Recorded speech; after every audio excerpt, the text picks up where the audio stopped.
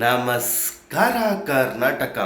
Drone Pratap ಅವರು ಕಷ್ಟದಲ್ಲಿರೋರಿಗೆ ತುಂಬ ಸಹಾಯ ಮಾಡ್ತಿದ್ದಾರೆ, ತುಂಬ ಒಳ್ಳೆ ಕೆಲಸ.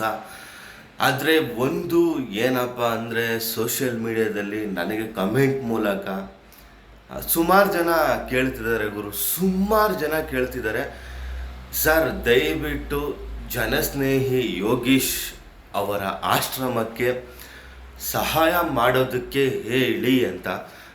ಸ್ನೇಹಿತರೆ, ಜನಸ್ನೇಹಿ ಯೋಗೇಶ್ ಆಶ್ರಮದವ್ರಿಗೆ ಸಹಾಯ ಮಾಡೋದಕ್ಕೆ ಪ್ರತಾಪ್ ಅವ್ರಿಗೆ ನಾನಂತೂ ಖಂಡಿತವಾಗಿಯೂ ಅವರ ಟೀಮ್ಗಾಗಲಿ ನಾನಂತೂ ಇನ್ಫಾರ್ಮ್ ಮಾಡ್ತೀನಿ, ಹೇಳೋಕ್ಕೆ ಟ್ರೈ ಮಾಡ್ತೀನಿ. ಯಾಕಂದರೆ ಜನಸ್ನೇಹಿ ಯೋಗೇಶ್ ಅವರು ಸುಮಾರು ಜನನ ಸಾಕ್ತಾ ಇದ್ದಾರೆ.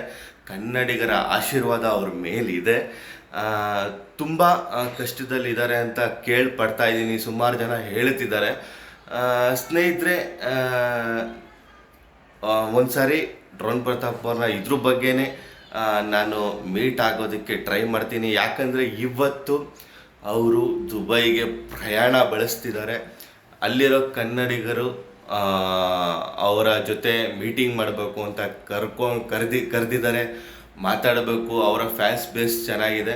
ಅದರಿಂದ ಅವರು ದುಬೈಯಿಂದ ಬಂದ ತಕ್ಷಣ ನಾನು ಆದಷ್ಟು ಅವ್ರನ್ನ ಭೇಟಿ ಮಾಡಿ ಜನಸ್ನೇಹಿ ಯೋಗೇಶ್ ಅವರ ಆಶ್ರಮದ ಬಗ್ಗೆ ಮಾತಾಡಿ ನಾನಂತೂ ಸಹಾಯ ಮಾಡಿಸೋದಕ್ಕೆ ಟ್ರೈ ಮಾಡ್ತೀನಿ ಸ್ನೇಹಿತರೆ.